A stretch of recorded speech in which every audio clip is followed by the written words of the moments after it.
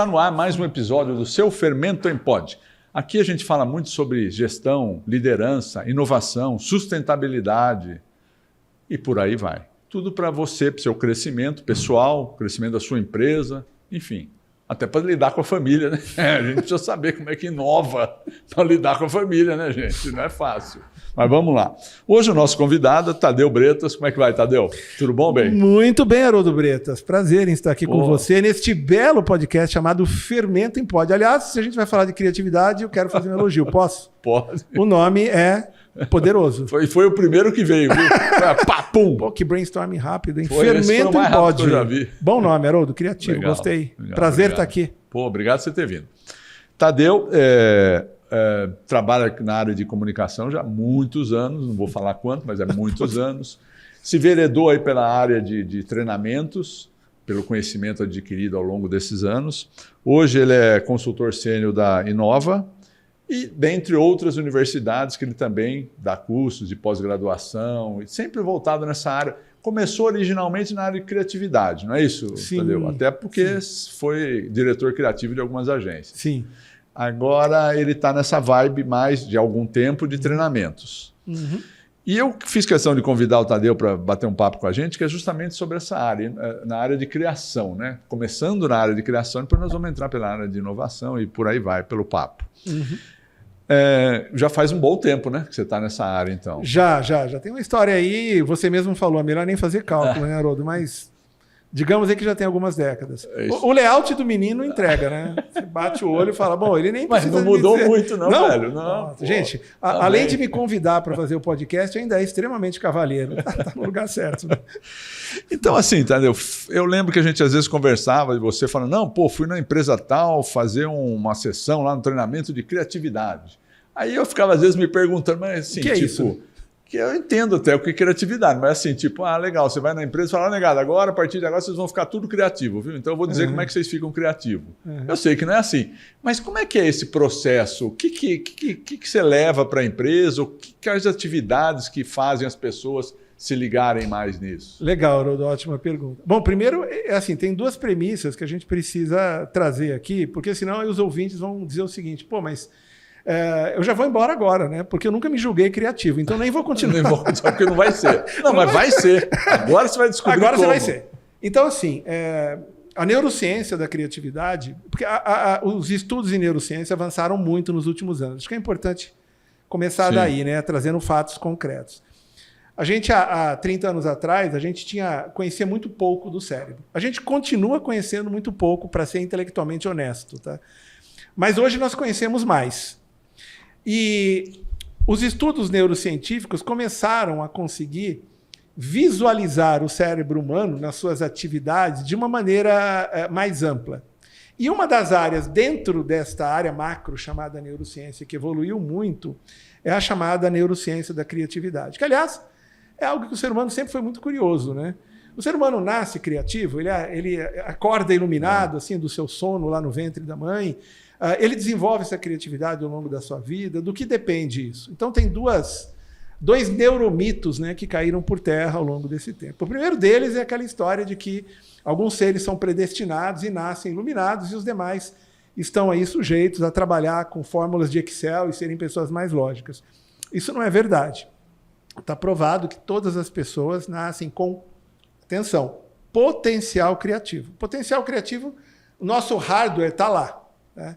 A grande questão é como desenvolver ao longo da sua vida, e quando eu falo vida, inclui a criação pela família, a questão escolar e a questão profissional também para aquelas pessoas que já estão aí no mercado.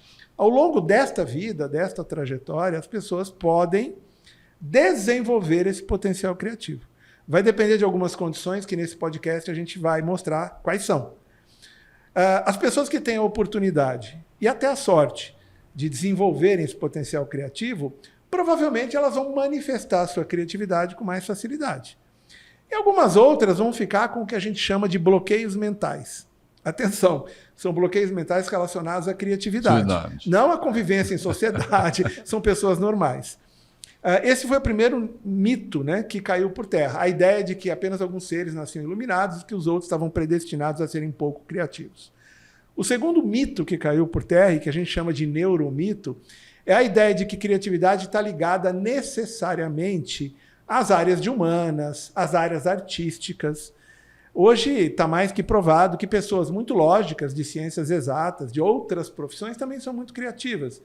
Então, quando a gente vai beber na fonte de um grande professor que nos deixou há pouco tempo, o Domênico De Masi, não necessariamente naquela obra clássica dele, que fala sobre o ócio criativo, mas num outro livro dele, em que ele estuda os ciclos criativos ao longo da história, Domênico De Masi prova que pessoas de diferentes profissões, aptidões, têm totais condições de serem criativas. Então nós temos matemáticos criativos, físicos criativos, advogados criativos e os engenheiros que estão me ouvindo antes que eu esqueça, engenheiros criativos, advogados criativos, médicos criativos e por aí vai. Então, essa história de que criatividade está ligada à sua área de formação, aquilo que você gosta de fazer, ainda bem que isso caiu por terra, né? Porque durante muito tempo realmente foi algo que as pessoas diziam assim: se eu não tenho um pai músico, ou um pai designer, ou um pai redator, ou enfim, se eu não nasci poeta, eu jamais serei criativo. Isso não é verdade. Assim, é criatividade aplicada de acordo com o seu formato de pensar, a sua tendência de pensar de maneira mais lógica ou mais intuitiva. A prova disso é que, por exemplo, Lewis Carroll, que escreveu Alice no País das Maravilhas, tinha formação em matemática. E quando eu falo isso, as pessoas se assustam nas empresas, né? Com isso eu consigo conduzir workshops de criatividade que eu chamo de inclusivos, né? Porque eu estou falando com executivos, às vezes, tão lógicos, e eles já se sentem bem no curso. Eles falam, bom, então eu posso permanecer aqui, né? Não preciso fingir um desmaio e sair da sala, porque isso cabe. Então, quando nós falamos do desenvolvimento do potencial criativo, esses treinamentos, eles têm justamente por foco saber qual é o status da pessoa, se ela tem um pensamento mais lógico ou um pensamento mais intuitivo, e, independentemente desse status, trabalhar este pensamento, estas habilidades de criar, e, aos poucos, essa pessoa vai perdendo o medo de criar. Ela vai ousando mais. E quando ela ousa mais e percebe que ela pode, sim, criar, ela vai ganhando confiança. E aí a gente vai para um campo que eu adoro, né, que é o campo do David e do Tom Keeley, que tem um livro maravilhoso chamado Confiança Criativa. Aí já tem a dica aí para os ouvintes. Confiança né? Criativa. Mais um livro excepcional que chama Confiança Criativa. Então aí os nossos ouvintes, né, que estão curtindo esse podcast, que ficarem pensando assim, Tadeu, mas por onde eu começo? Né? Eu não tenho... A empresa onde eu trabalho não oferece cursos, eu estou sozinho neste mundo. Vai em busca desse livro que chama Confiança Criativa, que é de dois irmãos, do David e do Tom Keeley. Eles são sócios da Ideal, que é a empresa que no mundo evangelizou o design thinking, né? Então, assim, nós temos muitas fontes, muitos meios de romper com esses bloqueios criativos. Os cursos, workshops, palestras que eu ministro, né? E eles têm tido uma emergência maior ao longo dos últimos anos. Eles se baseiam em ferramentas de desbloqueio mental. Assim, as pessoas saem da sala geralmente mais confiantes de que podem criar. Mas isso é apenas o começo, é uma sementinha. O que a pessoa vai fazer depois, como ela vai se comportar depois, conta muito para continuar alimentando essa criatividade. Então, eu penso que é um ponto de partida legal, né, para as pessoas saberem que esse potencial pode ser desenvolvido e que esse desenvolvimento não necessariamente precisa acontecer dentro de uma sala de aula. Tá? Nesses cursos ou treinamentos, quais são as atividades básicas assim, ou que você normalmente leva e faz as pessoas praticarem? Algumas, só para a gente ter uma ideia de como é que é esse curso, porque não é só oratória, porque não dá para ser só oratória, deve ter muita coisa prática, né? Sim, bastante. Sim. Bastante. E alguns exemplos assim de que atividade que faz para o cara, porra. A gente tem, Haroldo, muitos jogos que estimulam a área criativa do cérebro. Aí você fala, então você está falando de gamificação? Quer dizer, então que o meu filho que não sai do tablet lá no Roblox, ou que ele gosta de ficar lá no PS5, ele está desenvolvendo a criatividade? Também é uma forma de desenvolver a criatividade, o game. Mas os games que eu estou falando são games que não necessariamente usam tela. Sim. Eu gosto muito de usar os cubos de história. Eu vou contar para vocês como esse joguinho é um barato. É uma caixinha que tem 9 cubos e em cada face dos 9 cubos tem uma figura. São figuras completamente aleatórias. Eu pego os cubos na mão e jogo na mesa. O que vai acontecer? Vão ficar 9 figuras na mesa. Então eu dou 5 minutos para aquela pessoa ou para aquele grupo criar uma história na qual as 9 figuras estejam presentes. E por que isso? Porque uma das técnicas de criatividade e que leva a uma definição da palavra, que é muito bacana, é criatividade é a capacidade de criar conexões incomuns. Sim. Olha que legal, eu tenho um jogo que, por excelência, é um jogo no qual as pessoas vão ter que fazer conexões incomuns. Como é que eu consigo colocar na mesma história 2 personagens tão diferentes como um besouro e uma abelha? Bom, são 2 animais, perfeito. E uma abelha e a letra L? A letra L, como assim? Sim, uma das figuras desse jogo é uma letra L. Como é que eu conecto um balão de diálogo que não tem nada dentro com uma calculadora? Então, essas conexões, que aliás a publicidade se alimenta delas, né? A publicidade inusitada é aquela que nos surpreende porque ela traz uma peça publicitária que você fala, uau, e a gente costuma dizer, que sacada, né? Porque eu não pensei nisso. Por que eu não pensei nisso? A sacada é justamente o encontro de 2 elementos que alguém conseguiu conectar e que a maior parte das pessoas que não tem essa habilidade criativa não consegue conectar, porque a pessoa olha as 2 entidades, os 2 componentes de maneira isolada. Sim. Fala, essas coisas não se juntam. E toda boa ideia, ela é, por excelência, uma conexão inesperada. É quando você olha e fala, caramba, como que essa pessoa pensou nisso? Veja que, se é uma conexão em comum, isso envolve um certo risco. E as pessoas criativas, elas têm como uma das suas características não ter medo de correr riscos. Não ter medo de errar, né? Não ter medo de errar. Que é o grande problema quando a gente chegar na questão da inovação nas empresas, né? Porque as empresas querem fazer tudo certo do jeito delas. Mas ainda dentro do aspecto criatividade, eu citei um jogo, mas eu tenho 4 ou 5 jogos diferentes, de tabuleiro mesmo, e às vezes não são apenas jogos de tabuleiro.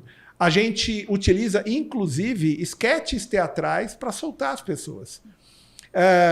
Certa vez, eu entrei numa sala de uma empresa, né, num treinamento de uma empresa farmacêutica, e eu disse para os executivos, gente, foi decretado que a partir de agora, os seres humanos que nascerem não terão orelha. Só que esses seres humanos precisarão usar óculos. Como é que você vai desenvolver um óculos para pessoas que não têm orelha? E deixa o pessoal 5 minutos pensando. Aparentemente, é muito simples. Você simplesmente põe uma fita, um elástico no óculos e ele não precisa ficar com as hastes apoiadas aqui. Mas algumas pessoas, até para ter essa ideia simples, sofrem. Porque elas ficam presas ao óculos com haste. Então, quando eu vejo o grupo lá discutindo, eles vão para soluções mais complexas. E muitas vezes é muito simples. Ora, pega um elástico, aprende aqui na lente e faz um óculos como é um óculos de natação. Que, na verdade, não tem haste, tem um elástico. Veja que eu estou falando de um exemplo simples. E eu vejo, assim, quanto mais alto o escalão do executivo, mais dificuldade ele tem de ver a criatividade, porque é muita lógica, né? Muita lógica. De forma simples, ele não consegue. Porque é um executivo. Isso. E ele executa. Ele executa. E o processo criativo exige a execução, mas exige a execução depois que você teve uma ideia que atende o objetivo executar daquela a ideia. empresa. Exato. Então, o processo de desenvolvimento da habilidade criativa, ele começa primeiro com a pessoa se conhecendo sob o ponto de vista dos seus eventuais bloqueios mentais. E por que eu estou falando eventuais? Que não necessariamente a pessoa tem bloqueios. Algumas pessoas são muito soltas até. A partir do momento que a gente identifica o quanto o mundo corporativo...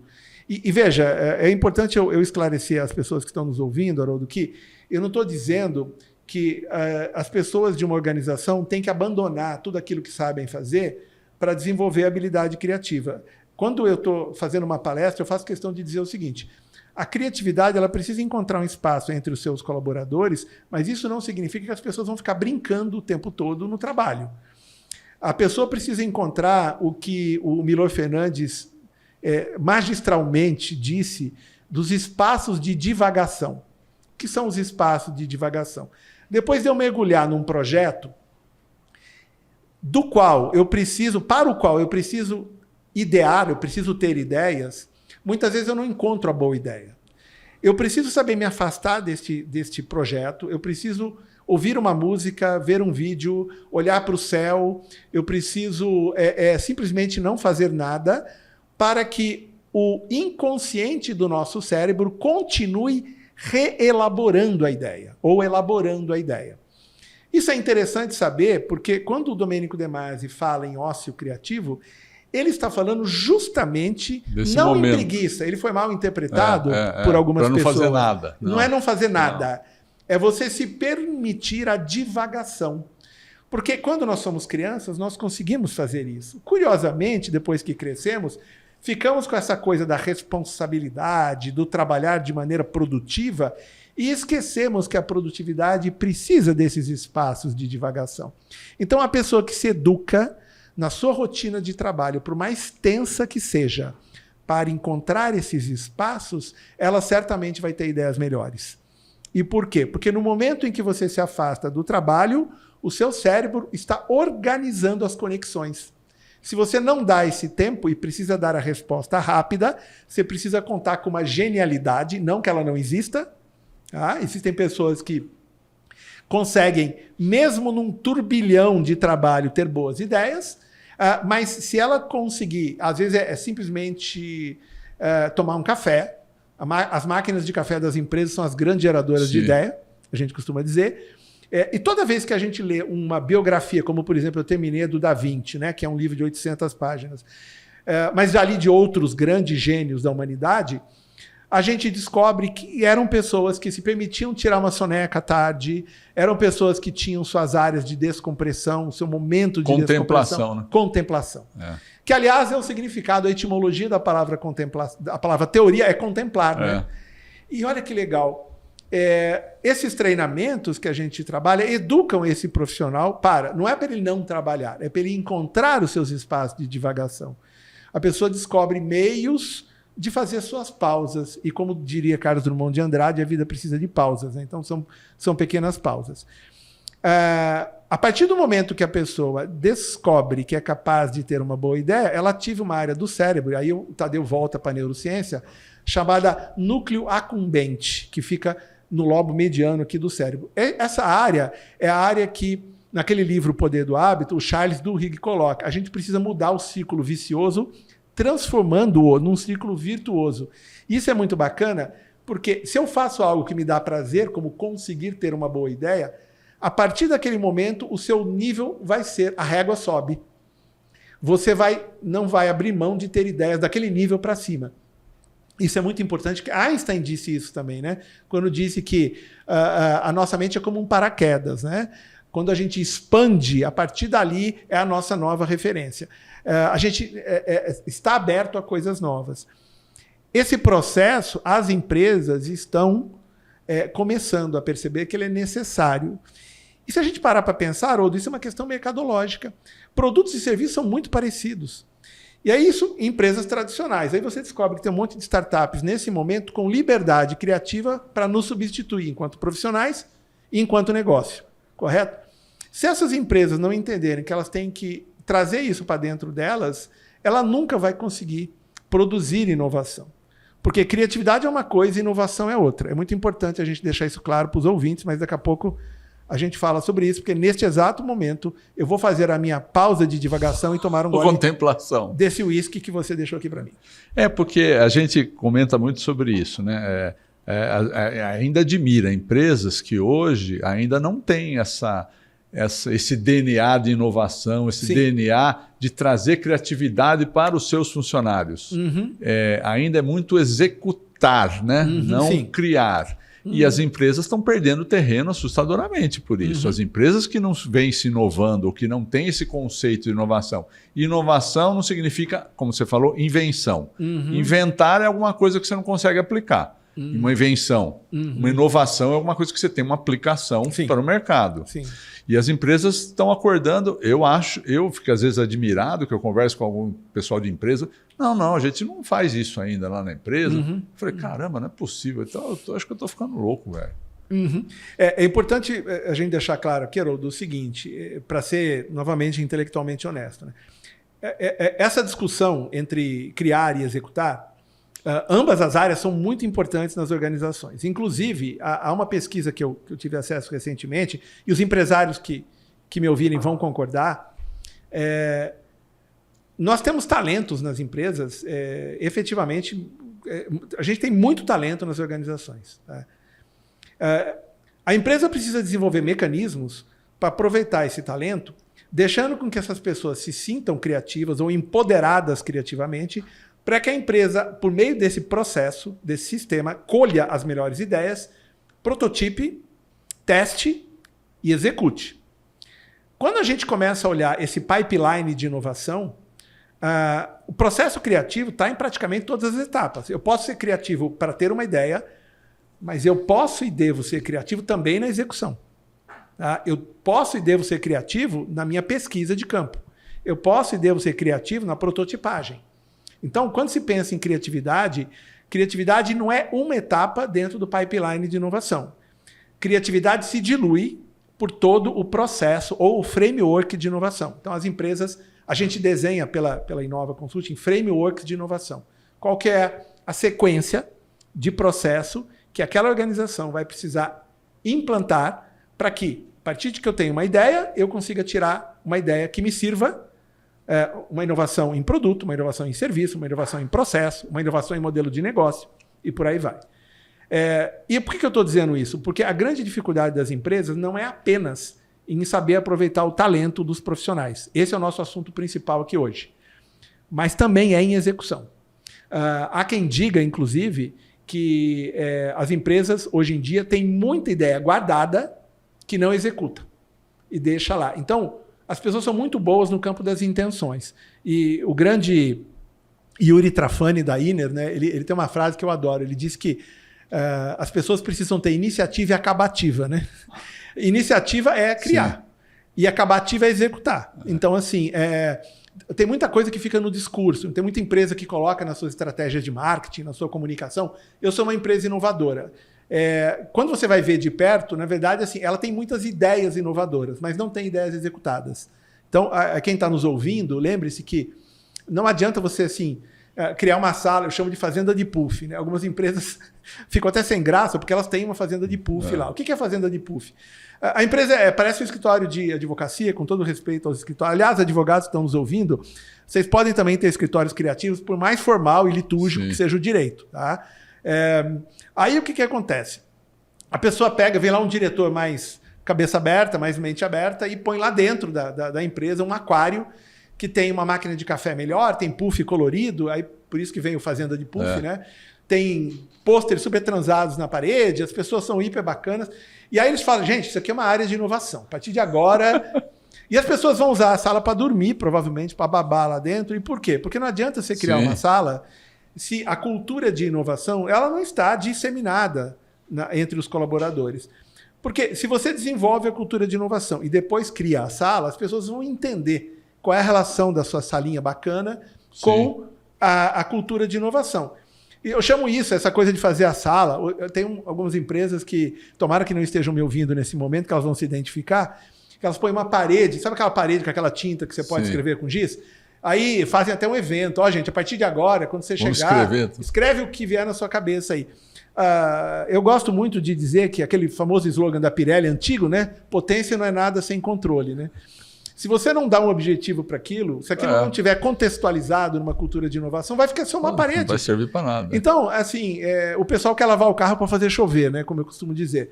Vamos criar aqui uma empresa que eu assessorei há algum tempo. Ela fez isso. Ela primeiro colocou o aquário, aí ela me convidou, né, para fazer um trabalho lá, para tentar ajudar as pessoas a entender qual era a intenção do aquário. E aí eu saí fazendo uma pesquisa, né? E foi legal porque as respostas foram ótimas. Né? Então eu perguntei para as pessoas, você viu que tem uma sala diferente lá embaixo? Você sabe para que é aquilo lá? E algumas pessoas, Haroldo, falaram assim na boa, é uma sala de descanso, é uma sala, quando eu tiver de saco cheio do trabalho, eu vou lá e relaxo. Relaxar ali é interessante? Sim, mas não apenas relaxar. Porque a empresa não faria um investimento daquele se fosse só para relaxar. Então, eu sei que você tem conversado, o Fermento em Pod está fazendo um trabalho maravilhoso de trazer gente para discutir sustentabilidade, inovação sustentável, inovação social. Recentemente, nós tivemos um profissional aqui discutindo inovação nas empresas. E esse trabalho é maravilhoso porque inovação não é questão de onda e nem questão de moda. Inovação veio para ficar, é condição de sobrevivência. Sim. Seja você uma startup, seja você uma empresa de 150 anos. Começar o desenvolvimento de uma cultura de inovação é algo emergente, é necessário. Por quê? Essa talvez seja a parte mais importante dessa minha fala. O mais importante que eu digo para o empresário nesse momento é o seguinte: a cultura de inovação não veio para substituir a cultura vigente que foi disseminada por você. Ela vem para acrescentar, para conviver com a cultura que a organização já tem. É por isso que muitas empresas, Haroldo, às vezes evitam de ouvir pessoas que trabalham com inovação, porque elas acham que essa pessoa vai chegar e vai bagunçar o coreto. Vai mudar tudo. Vai mudar tudo. E não é isso. Há uma expressão muito vigente hoje no mercado que eu acho que ela é mais justa para expressar isso que eu acabei de dizer. Hoje se fala em ambidestria corporativa. O que é ambidestria corporativa? É quando a empresa consegue fazer muito bem aquilo que é da agenda natural dela, mas ela consegue também dar atenção para a inovação. E existem empresas muito boas nesse aspecto, que têm sempre o seu espaço para inovar. Com isso, aqueles colaboradores que foram estimulados a desenvolver a criatividade, eles conseguem colocar essa criatividade a serviço da organização de trabalho. E aí, esse é um momento importante, porque eu falei lá atrás, levantei a bola, né? É o momento de eu revelar. Então, qual é a diferença entre criatividade e inovação? Veja, criatividade é uma habilidade humana que pode ser desenvolvida desde que a pessoa trabalhe sua autoestima, acabe com essa coisa aumente a sua tolerância ao erro, aceite correr alguns riscos, mas não é só uma questão da pessoa, a questão intrínseca dela. Existe uma questão extrínseca, externa, que está ligada ao fato de que a organização, e atenção aos que estão nos ouvindo, criar um ambiente no qual haja acolhimento, receptividade para essas manifestações criativas. Porque o ser criativo, às vezes, é encarado como alguém que cheirou algo, né? Essa pessoa está doida. Ela, antes de vir para a empresa, ela colocou alguma coisa no café dela. E não é isso. Na verdade, a pessoa está fazendo exatamente aquilo para o qual ela foi estimulada. Ora, se eu estimulo a criatividade das pessoas e não sei acolher as ideias, qual é o objetivo de eu ter incentivado essa criatividade? Então, atenção para a regra de ouro. Você pode ter um ambiente criativo, deve, mas eu preciso ter também meios de acolher essas ideias, de não achar que as pessoas estão simplesmente brincando no dia a dia de trabalho. Elas estão divagando. E, atenção, as melhores ideias do mundo nascem assustadoras. Se um dia você tiver uma ideia e se assustar com ela, pode ser que ali dentro tenha uma grande ideia. Claro que às vezes a ideia não se mostra exitosa, né? Eu gosto muito de ver no YouTube aquela entrevista do Stan Lee, que criou o Homem-Aranha, né? Que é famosa, na qual ele conta que quando o editor dele, né, na época, ele tinha uma revista e o editor falou, eu preciso de um novo super-herói. Aí ele decidiu quebrar o paradigma total dos super-heróis. Né? Ele falou, eu vou criar um super-herói que não é adulto, que é adolescente, que tem problemas pessoais. Quando ele foi apresentar para o editor dele, o cara lhe deu um esporro, disse, tá maluco, Stan? Ele falou, não é possível você ter um herói adolescente. Adolescentes são apenas ajudantes, ele usa essa expressão. Super-heróis não têm problemas pessoais. Super-heróis são super-heróis. E quando o Stan Lee disse que estava pensando em nomear esse super-herói como Homem-Aranha, Spider-Man, ele fala na entrevista, o editor ficou doido. Aí ele disse, Stan, ninguém gosta de aranha. Como assim? Olha, compara com outros super-heróis que existem. Quem é que vai gostar de uma aranha? Bom, o que o Stan Lee fez? Ele saiu lá, na entrevista é engraçado que ele disse, eu saí da sala sendo um sujeito muito mais sábio. Ele quis dizer o seguinte, a ideia não é ruim, apenas o outro que não conseguiu entender. E aí ele estava com aquela revista encalhada e a revista ia sair eles iam acabar com a revista. E ele tomou a seguinte decisão, ele correu o risco. Ele falou, eu vou colocar o Homem-Aranha, em vez de transformar num filme, num desenho, eu vou colocar ele na revista. E ele decidiu colocar o Homem-Aranha na capa da revista e lá dentro ele colocou algumas tirinhas do Homem-Aranha. A revista esgotou. A revista esgotou em um mês. E aí esse editor, o chefe lá da empresa, o chamou. E quando o Stan Lee entrou na sala dele, esse cara disse para ele, Stan, Lembra daquele super-herói que nós amamos, o Homem-Aranha? Então, a ideia é ruim até o momento que não vende. Quando começa a vender, ela é de todo mundo, né? Então, é interessante a gente colocar que se eu tenho uma equipe motivada criativamente, porque eu criei mecanismos para isso, esse é só o início do princípio. Porque eu disse que ia dar a definição de criatividade e para onde da criatividade eu chego à inovação. Eu preciso pegar essas ideias, que geralmente são muitas, ver aquelas que me servem, prototipar essas ideias, testar essas ideias, e uma vez essa ideia executada e vai para o mercado, ou é uma inovação de processo, então eu vou colocar dentro da minha linha de produção. Aí sim, a criatividade atuou favoravelmente à inovação. Então não dá para confundir ser criativo com ser inovador. Quando eu digo para a minha equipe, eu quero uma equipe criativa, o que eu estou dizendo para ela? Eu quero uma equipe que tenha boas ideias. Quando eu digo para a minha equipe, eu quero uma equipe inovadora, eu estou dizendo para ela, eu quero uma equipe que tenha boas ideias, que execute essas ideias e que transforme em resultado para a empresa. Então, é o processo mais completo. Isso. A inovação é a criatividade aplicada a negócios. Então, mas aí isso é legal assim, mas o gestor, tudo que a gente está falando de inovação e execução, mas o gestor, que é um bom gestor, sabe identificar e saber separar essas pessoas e esses grupos do tipo, o cara é mais inovador, mas eu tenho que alguém para executar isso tudo que ele está inovando. Sim. Então, o cara que é inovador, o cara que gosta disso, ele mesmo entende que ele não é executor. Então, ele passa a bola para o próximo, que é o executor. E tem características de executor. Tem cara que é executor, que gosta de executar. Fazer by the book ali, ó, é legal. E faz muito bem e olha, é difícil.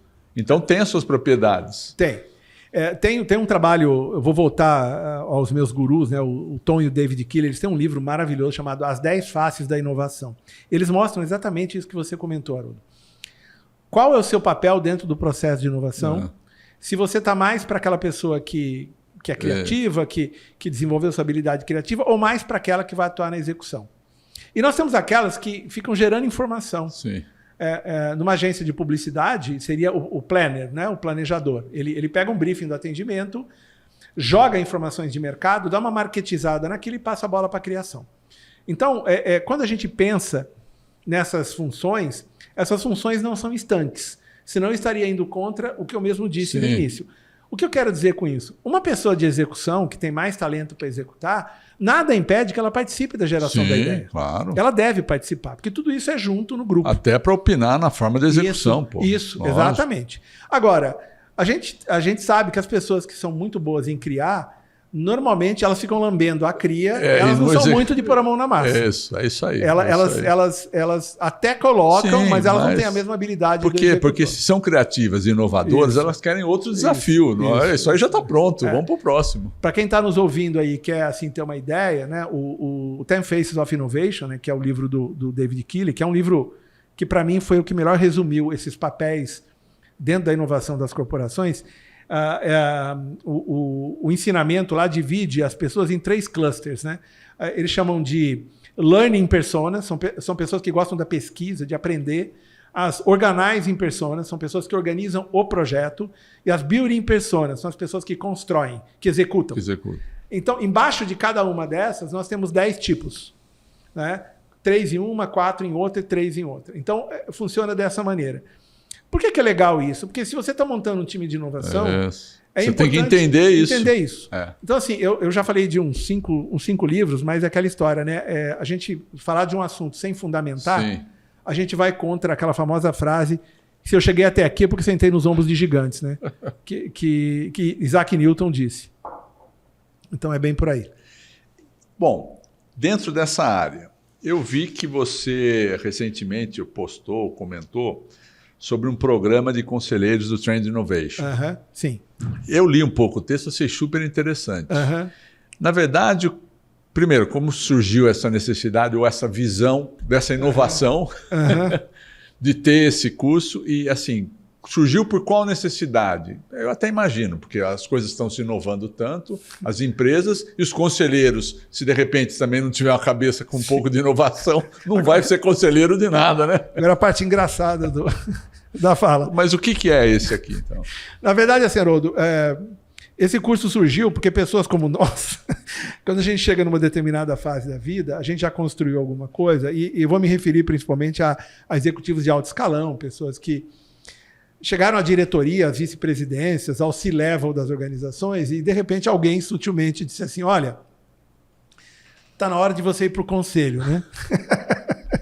Nesse momento você vai para sua casa dirigindo pensando na sua vida. É bom ou é ruim, né? Você nunca sabe. Isso é um prêmio? Exato. É um castigo. Vai conselho consultivo, conselho administrativo, então tem os vários níveis dos conselhos das organizações, conselho societário, por aí vai, né? E a Inova está há mais de 15 anos no mercado, e acho que é importante, né, dar a César o que é de César, né, e assim, com justiça, comentar que a Inova ela sempre teve esse DNA Trends Innovation. O que é um DNA Trends Innovation? Até para as pessoas entenderem, já que a gente vai falar de um curso que tem esse nome. É você usar tendências para lastrear a inovação. Então, eu olho para frente, olho para as tendências comportamentais, mega trends, tendências emergentes. Existem empresas no mundo fazendo mapeamento de tendências. Várias empresas, a Inova é uma delas. Tá? Eu olho para essas tendências, olho para aquelas que impactam o meu negócio em particular e construo inovação com base nessas tendências. Nas dores que tem das tendências lá na frente. Porque nem todas as tendências, por exemplo, afetam todos os negócios. Sim, não. Tem aquelas que vão impactar de maneira mais intensa. Agora veja, olha que interessante. Um conselho clássico de uma organização está preocupado, obviamente, em dar conselhos para a alta direção da organização relacionados àquilo que a empresa já faz. Ora, se eu entro dentro de um momento em que a inovação chega, será que este conselheiro está preparado para dar conselhos sobre este mundo inovador, que é um mundo mais intangível? Por que é um mundo intangível? Porque a inovação é algo que está sempre na frente da gente, né? É algo que eu vou produzir amanhã. E aí eu fico pensando, a Inova, nos seus 15 anos, caminhando aí para 20 anos de atividade, ano passado ela fez 15 anos, ela pensou o seguinte, se eu tenho o DNA Trends Innovation, por que não, na minha linha de cursos, de produtos, abordar este executivo sênior, que hoje está numa organização com poder, com papel de conselheiro ali na mesa. Por que não colocar este profissional com uma visão de tendências e inovação? Então, esse é o único curso no Brasil que forma conselheiros Trends Innovation. Um conselheiro com uma visão de tendências e inovação. Então, o curso, obviamente, é um curso de preparação de altíssimo nível, conduzido por conselheiros que têm uma visão Trends Innovation, alguns deles, inclusive, que são associados da Inova. Então, isso significa que este conselheiro formado em Trends Innovation vai poder dar conselhos não apenas sobre aquilo que a empresa já faz bem, mas também com esse olhar para o futuro, com esse DNA Trends Innovation. O curso está indo para a sua 11ª turma. Então, as pessoas que estão interessadas, aí basta procurar. Já vai para a 11ª turma? 11ª turma. Eu sou uma pessoa formada pelo curso, né? Eu, obviamente, por ser consultor da Inova, eu tive a oportunidade de fazer o curso. Fiz na 4ª turma este curso. Este curso acontece de forma híbrida. Nós temos 80% do tempo de forma online, temos uma parte do tempo em encontros presenciais. Importante que o networking formado no curso é fantástico, porque você tem pessoas de alto nível ali. As pessoas que estão nos ouvindo e perguntando o que é ser alto nível, é você ver se tem aderência para a sua carreira nesse momento. Por quê? Porque pessoas que vão ser contratadas para serem conselheiras já tem que ter um background maior, né? A empresa não é simplesmente ter uma pessoa que é boa tecnicamente em algo, tem que ter uma vivência dentro do universo corporativo. Já está, inclusive, a Inova já está desenvolvendo um outro curso, isso é uma novidade para quem está nos ouvindo, de um degrau abaixo do conselheiro, que a gente chama de um advisor. Um advisor também é um conselheiro, né? Mas ele é uma pessoa que não necessariamente precisa ter uma posição no conselho. Porque posição no conselho das empresas passa por uma decisão colegiada, muitas vezes por eleição, né, dentro das organizações. Então não é uma coisa assim. As empresas têm contratado conselheiros de organizações privadas, contratam, mas passa por uma aceitação, passa por um colegiado, a alta direção da empresa vai votar se isso realmente pode acontecer. Então, assim, isso mostra a importância da dimensão inovação nas organizações. Um curso que aconselha, que forma conselheiros que, por sua vez, vão ajudar as organizações a não perderem a mão nesse universo de transformações muito rápidas.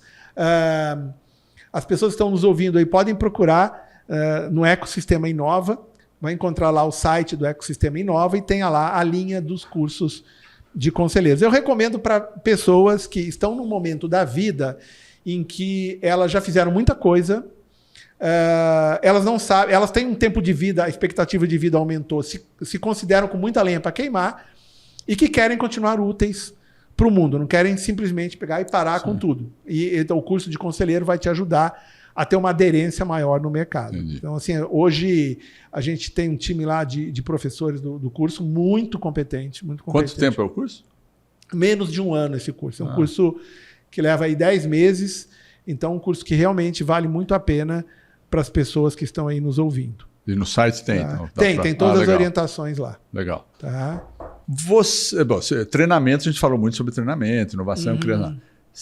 Você ou na Inova, vocês fazem também implantação de inovação dentro da empresa? Chega na empresa e tem a tarefa de levar a inovação para dentro da empresa. Fazem isso também? Não, é mais treinamento mesmo.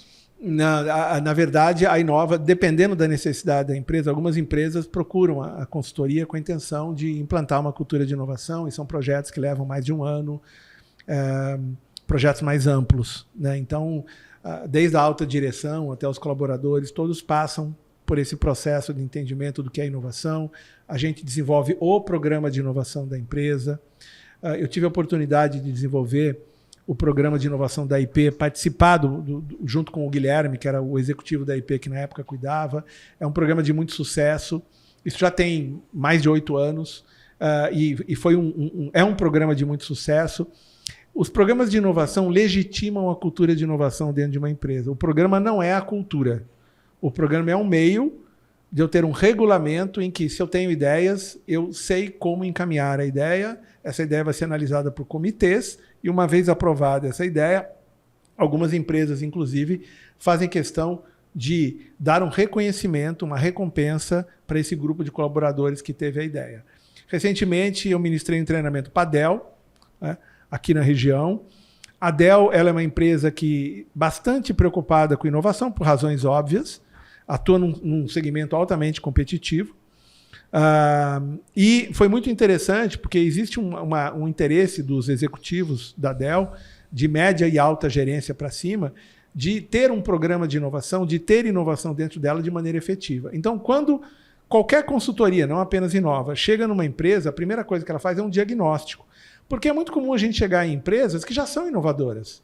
Elas só não se veem como inovadoras. É interessante. Só não tem um processo, talvez. Às vezes não tem um processo implantado, ou tem um processo que não está funcionando. Sim. E que precisa de um olhar mais cuidadoso. Agora, Haroldo, vai desde aquela empresa que só quer uma palestra, porque não quer mexer por enquanto no assunto, então quer que alguém vá lá e faça um show em uma palestra, em uma convenção, para a empresa mostrar para os colaboradores que ela está começando a pensar em inovação. E tem aquelas empresas que fazem contratos muito mais longos, em que a consultoria entra efetivamente para apoiar o processo de desenvolvimento de uma cultura de inovação. A consultoria sozinha, ela não consegue fazer nada, ela precisa encontrar apoio da alta direção. Aliás, para quem está nos ouvindo, é bom lembrar que inovação é top-down. Vem de cima para baixo. Se a alta direção não compra, eu costumo dizer que vira motim, né? Lá, o engraçadinho lá resolveu inventar moda lá na área e vai tomar tinta. Então, uma coisa que eu sempre digo é, se você um dia decidir desenvolver uma cultura de inovação na empresa, pense bem, porque uma vez que você começa a desenvolver e aquilo não vai para frente, você nunca mais vai conseguir trazer de volta. Então, assim, comece no momento em que você sentir que a empresa está pronta para ter esse investimento de tempo. Porque uma cultura de inovação vai exigir um tempo dos colaboradores para que eles se dediquem à inovação. Eu vou ter muitas vezes que parar o que eu estou fazendo de maneira organizada e pensada para dedicar algumas... Mas vai dedicar mais tempo. Isso. Nós conhecemos empresas, obviamente que eu não vou citar nomes para não...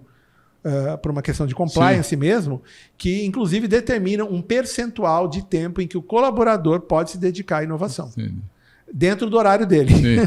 Tá, é bom lembrar de dentro do horário dele. Porque é uma vantagem para a empresa. Isso. É investimento da empresa. Exato. Então, assim, quando uma empresa pensa assim, está na hora de eu acordar para isso, ela tem diferentes níveis para poder iniciar esse trabalho. Como eu disse, um simples workshop muda a vida de uma empresa, depende de onde a empresa quer chegar. Porque inovação tem níveis, né, Haroldo? Eu posso apostar em melhoria contínua, que se for pensar algo que existe há décadas nas empresas. Eu quero inovação incremental, eu quero inovação disruptiva, eu quero inovação num nível mais elevado.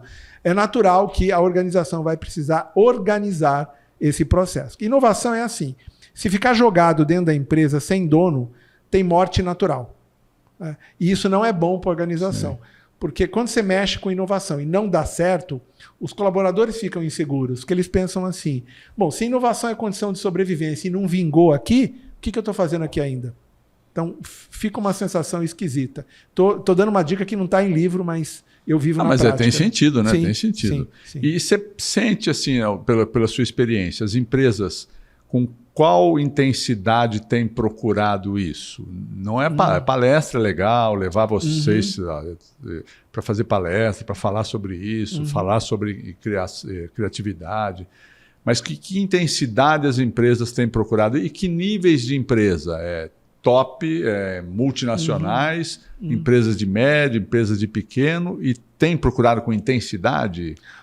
Ou pouco ainda? As empresas ainda não estão muito ligadas nisso. De cada 10 empresas, 11 sabem que inovação é importante. Tá? Sabem então, já? Sabem que inovação é importante. Mas de qualquer segmento? De qualquer segmento. E de qualquer tamanho? Qualquer tamanho.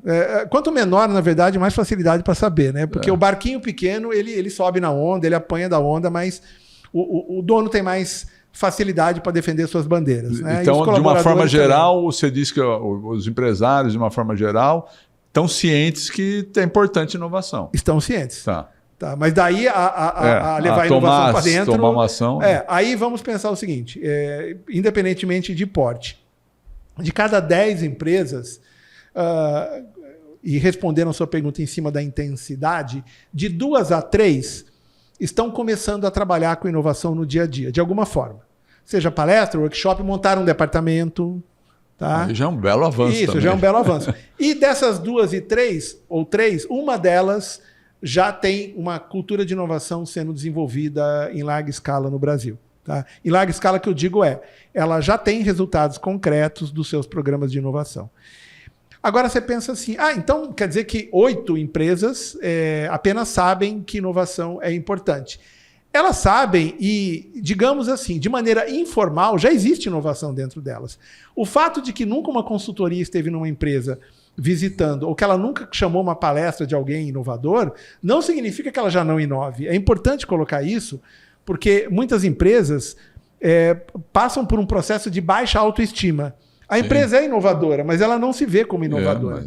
É muito comum a gente chegar nas empresas e falar assim, veja, do ponto de vista de inovação, você já tem iniciativas muito boas. Sim. Então, nessa intensidade que nós estamos colocando, nós estamos falando de empresas que estão se mexendo mais além do que já fazem. Então, esse é um ponto importante. Essa intensidade tende a aumentar, por várias razões. Uma delas é que, repito, nós estamos num cenário de transformação muito grande, no qual tem uma frase que eu gosto muito do Luiz Rasquilha, né, que é um dos sócios da Inova, que ele diz assim, que os nossos inimigos estão na sombra. Antes a gente sabia quem eram os nossos concorrentes, quem podia nos ameaçar. Hoje nós não sabemos, que esses caras estão dentro de incubadoras, de aceleradoras, pensando em maneiras de nos substituir. E quando eu estou dando treinamento, eu digo para as pessoas o seguinte, essa substituição, essa obsolescência, é sua, inclusive como profissional. Porque, veja, um CNPJ é a soma de CPFs, né? Quem inova são as pessoas. A empresa é considerada inovadora à medida em que eu consigo uma massa crítica de pessoas inovadoras dentro daquela empresa. Então, é interessante pensar nisso, porque Quando uma empresa diz assim para mim, Tadeu, eu não inovo porque eu sou uma empresa pé no chão. Primeiro eu vou verificar se de fato ela não inova. E às vezes a gente descobre, repito, que ela só sobreviveu porque ela tem inovação. Talvez não no nível disruptivo, assustador, ela não reinventou a roda, mas ela consegue se virar bem no mercado dela. Tá? Ela só precisa enxergar isso e organizar essa inovação que ela já pratica. E para isso ela já tem meio caminho andado. Ela já tem um DNA inovador ali dentro.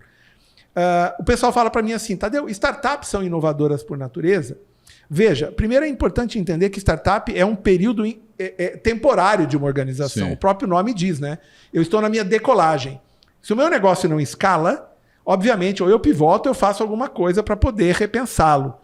E às vezes não dá certo. É interessante que se fala com certa glamourização, com uma certa glamourização de cada 100, 10%. Raramente a gente vê aquele número assim, né, das startups que não vingaram. Parece que assim, existe um interesse muito grande em deixar isso quietinho.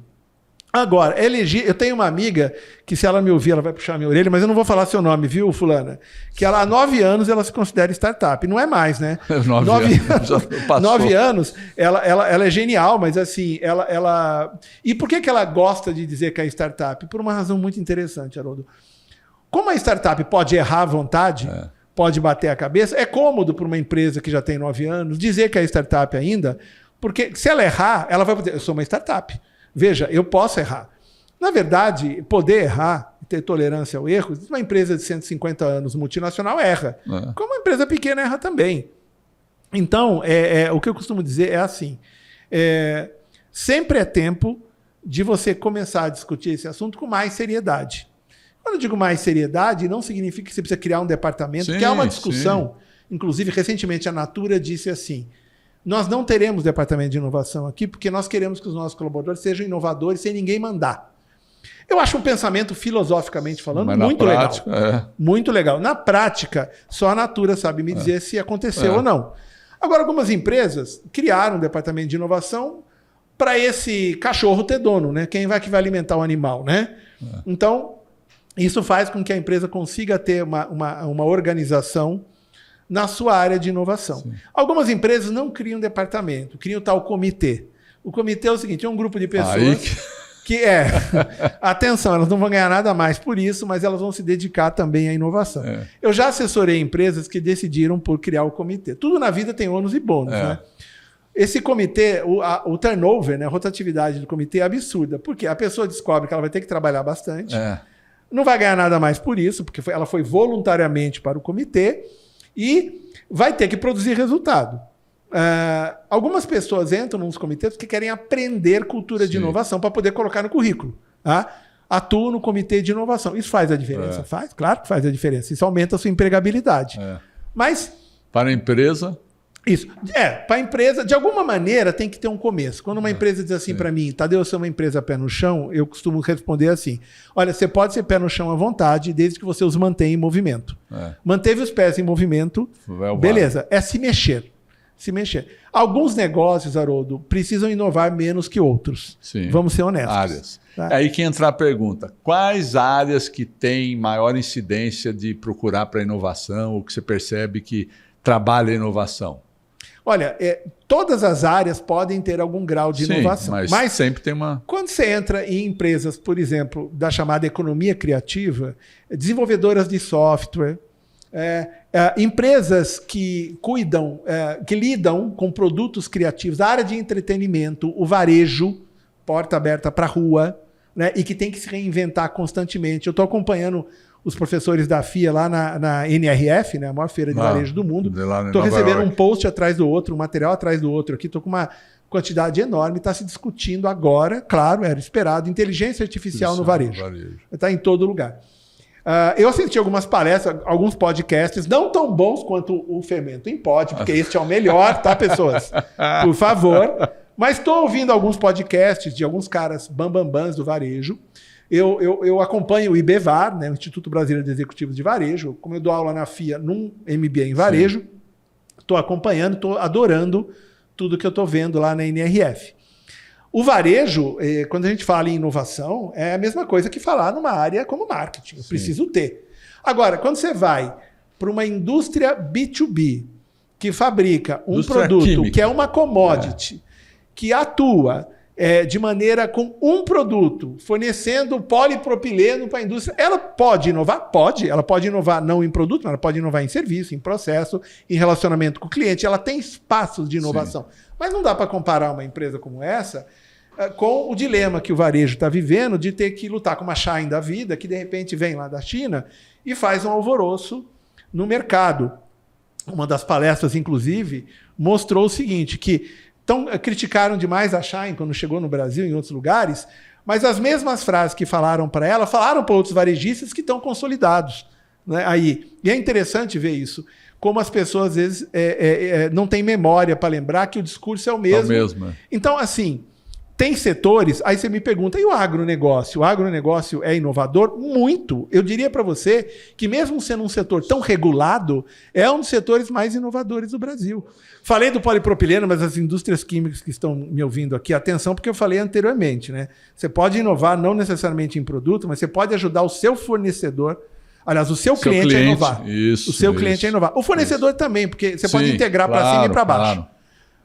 Eu fiz uma palestra para a Braskem há muitos anos atrás, e foi muito bacana, porque a Braskem fez uma coisa que foi um show.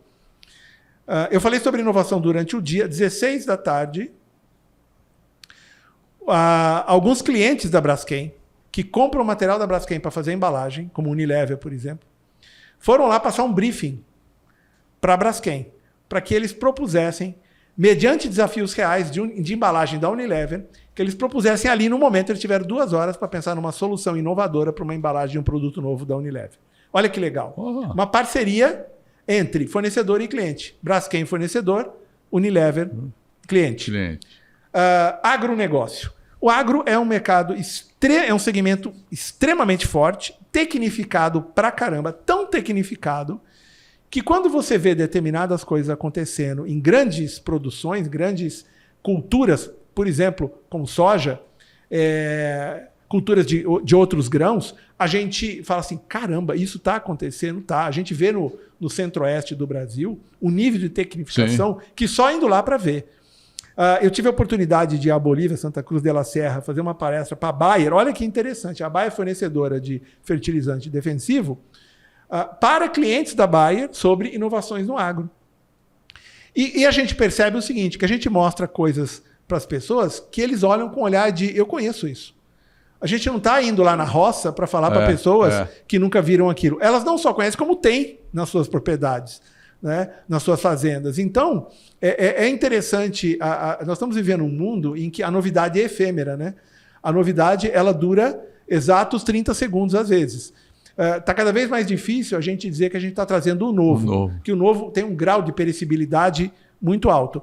Então, nós temos alguns setores que são mais propensos a ter inovação. O pessoal da indústria farmacêutica que está me ouvindo aqui. Eu fui convidado a fazer um trabalho para a Abbott, grande laboratório farmacêutico, e durante 8 meses nós incentivamos e coordenamos grupos de profissionais da Abbott que se reuniram para propor inovação incremental para um grande laboratório farmacêutico, no caso a Abbott. Aí vocês pensam assim, mas um mercado tão regulado como o farmacêutico, você pode ter inovação em produto? Ora, quanto antes você começar a pensar nisso, melhor. Porque demora muito mais. Você tem o tempo de registro de molécula e outras coisas mais. Ora, isso é uma empresa se mexendo, considerando que o setor precisa de inovação também. Aliás, vale lembrar que o setor farmacêutico inova há muito tempo. Senão nós não estaríamos vivos, a expectativa de vida hoje não seria tão ampla, né? O que se viu na pandemia foi resultado de inovação muito rápida na área farmacêutica. Ainda bem. Legal. Tadeu, você tem mais algum ponto que você acha legal pela sua experiência aí das palestras, que a gente possa tocar aqui como uma inovação que não dura 30 segundos, né? Olha, sim. Nós começamos falando de criatividade. Eu quero dar uma dica para os nossos ouvintes, Haroldo, deste criativo podcast Fermento em Pod, que é o seguinte. Tem um cara que infelizmente já nos deixou, que se chama Ken Robinson. Ele tem um dos TED Talks mais assistidos da história do TED Talks. Tá? Então, as pessoas que estão aqui me ouvindo, que não têm a menor ideia de quem seja o TED Talks, porque são muito ocupadas e acham que TED é aquele ursinho tarado do filme, na verdade não, né? A iniciativa TED Talks. Procura lá a palestra no Google, chamada Por que as escolas matam a criatividade? Tá? Legal. Essa palestra foi proferida em 2006. Nossa, mas de lá para cá mudou alguma coisa? Não, nesse assunto dele não mudou nada. Não, de escola não mudou. As escolas continuam piorou. Piorou. As escolas continuam matando a criatividade. Tá? Embora tenha escolas que eu conheço muito boas, do ensino, educação infantil, Fundi 1, Fundi 2 e médio, muito boas e que estão começando a colocar criatividade e empreendedorismo nos seus currículos para gente bem novinha. Tá? Ótimo. Então, a área de educação também merece seu reconhecimento. Assista essa palestra e você vai ter assim, um complemento do que eu falei sobre criatividade, um complemento muito legal, muito bom. Para aquelas empresas que estão nos ouvindo aqui, que estão pensando em discutir o assunto, comecem a se mexer nesse sentido. E começar a se mexer significa procurem ouvir pessoas, eu não estou falando a meu respeito necessariamente, eu estou aqui para ser um provocador mesmo. Tenha gente de dentro da empresa, inclusive, os seus executivos, que comece a discutir essa questão de como você inova hoje, como você pode melhorar a sua inovação para essas empresas que já estão inovando. E provavelmente, se você é uma empresa viva, existente, você está inovando de alguma maneira. Tá? Para aquelas pessoas, para aquelas empresas que nunca pensaram em inovar, que você comece, no mínimo por curiosidade, vai fazer um bom curso, assista uma boa palestra. O Brasil tem eventos de inovação maravilhosos. Olha que coisa surpreendente. Eu fui convidado para ser pela segunda vez júri do NASA Space Apps. O que é o NASA Space Apps? A NASA está fazendo hackathons, que são eventos que estimulam a produção de inovação para a empresa organizadora, no caso a NASA. Em 2021, eu fui convidado para ser júri do NASA Space Apps para selecionar os projetos de Campinas, eu e mais algumas pessoas. Em 2023, no ano passado, eu fui convidado novamente. O que me surpreendeu, Haroldo, foi ver pessoas do Brasil todo, de diferentes idades, porque isso é aberto, inclusive, né, para pessoas bem novas, que têm acima de 12 anos, mas pode se inscrever, projetos maravilhosos, a partir de um briefing da NASA. Então, quando falam assim, a NASA, o brasileiro precisa ser estudado pela NASA, ele já está sendo. Já está sendo. E o que eu vi lá, eu fiquei surpreso e admirado de ver que a NASA está fazendo esse mesmo hackathon no mundo todo. E o Brasil foi um dos países de Campinas, um dos projetos aqui de Campinas, foi finalista lá nos Estados Unidos em 2021. 2023 ainda está se discutindo aí os vencedores. Isso é maravilhoso. Então veja que legal você ver uma empresa como a NASA, que sempre foi muito fechada, inovando através do quê? De um evento que a gente chama de inovação aberta, que é quando a organização não inova só no seu interior, ela inova também interagindo com o ecossistema de inovação. É o network. O maior evento de inovação, um dos maiores, para ser justo com os demais, que acontece no Brasil, acontece em uma cidadezinha pequenininha, no sul de Minas Gerais, chamado Hacktown. O Hacktown já está indo para a sua 9ª, 10ª edição, e eu tive o prazer de conduzir um workshop em um dos primeiros. Acontece em Santa Rita do Sapucaí, o do ano passado aconteceu em agosto. E você sabe o que é você ter a oportunidade de assistir 800 palestras que acontecem simultaneamente? Você não vai conseguir assistir as 800, mas você pode escolher as palestras que você vai assistir. Numa cidade pequena de Minas Gerais, que é considerada uma das cidades mais criativas do país. Sim. Inatel ainda tem lá. Exatamente. Inclusive o Inatel, boa parte das palestras acontece no Inatel, que é a universidade lá de telecomunicações. Então, assim, uma cidade deste tamanho fazendo um evento que hoje tem repercussão global. O Google montou um escritório em Santa Rita do Sapucaí durante o evento. O único escritório fora da Faria Lima do Google montou lá. Então, assim, eu vou ao Hacktown sempre.